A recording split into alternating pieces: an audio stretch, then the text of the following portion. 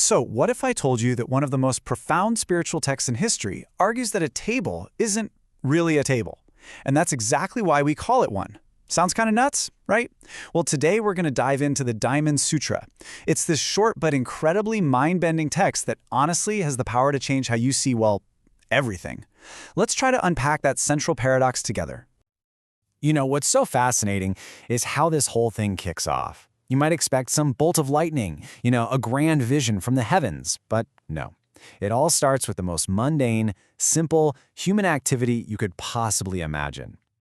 So here's the scene. The Buddha has just gone about his daily routine. He's walked into the city, begged for his meal, eaten, washed his feet, and then he just sits down. That's it.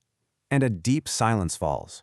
It's right here, in this perfectly ordinary, quiet moment, that the stage is set for a truly extraordinary conversation. Okay, so into this quiet scene steps one of his senior disciples, a guy named Subhuti, and he breaks the silence with one single question, a question that basically launches this entire teaching and everything we're about to explore. So this is it, the core problem for pretty much anyone on a spiritual path.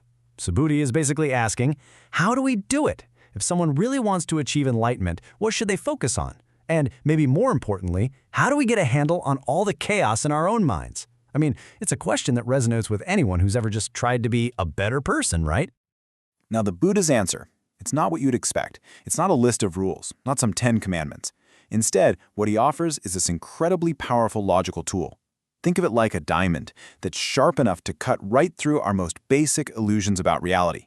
It's a paradox, and it's designed to completely rewire how we see the world.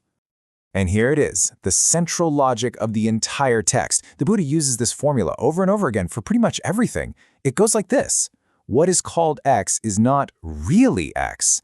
And that is precisely why it is called X. So in this example, the particles of dust we see aren't truly particles. That's just, as the text says, an empty name we've given them. And let me tell you, if you can get your head around this one formula, you've basically got the key to the whole sutra. Right. I know what you're thinking. It sounds like a complete contradiction, doesn't it? If a particle of dust isn't a particle of dust, then what is it? And this is exactly where the sutra challenges us to look a little deeper, to look past the words we're using. Okay, so here's the crucial idea. The sutra is trying to get us to see the huge gap between the label we stick on something and the thing itself. See, our language is designed to chop the world up into separate objects. There's a table, there's a chair, there's a person. But what this text is suggesting is that ultimate reality is actually this seamless, interconnected whole, and all our words, they're just convenient shortcuts, helpful fictions. And you can see this logic applied to some really big ideas in the text. Like, we talk about a perfect body, right? But what is that, really?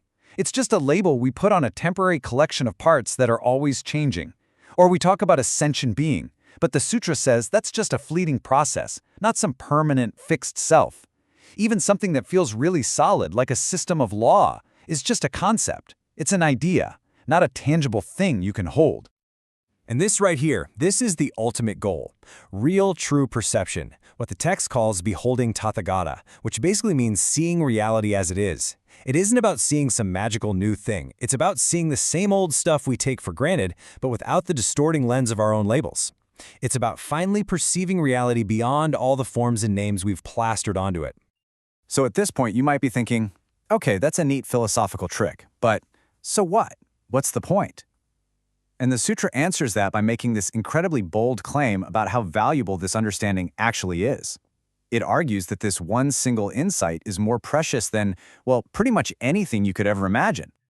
To really drive this point home, the sutra sets up a comparison. It asks us to imagine the most outrageously, unbelievably generous act you can think of. Yeah, just try to wrap your head around this for a second. We're not talking about one universe. We're talking about as many universes as there are grains of sand in all the rivers of the world. And they're not empty. They're filled to the absolute brim with precious jewels. And then imagine giving all of that away as an act of charity. The scale is meant to be completely, literally unimaginable. And yet, the text claims that all of that merit, all of that unimaginable generosity, is worth less than just understanding one single idea from this teaching. And here is that powerful idea. It's this.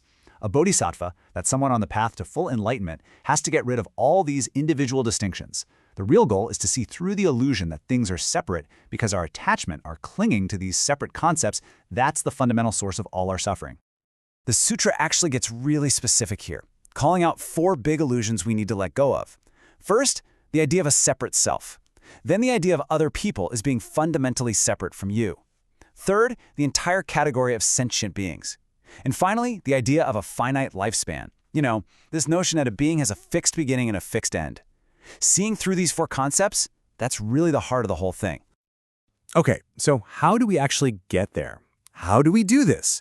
Well, the sutra finishes not with more complicated logic, but with a couple of really powerful and beautiful metaphors that basically sum up its entire message about letting go.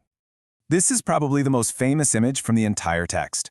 The teaching, the sutra itself, it's like a raft. It's something you use to cross a dangerous river, to get from the shore of suffering to the shore of enlightenment.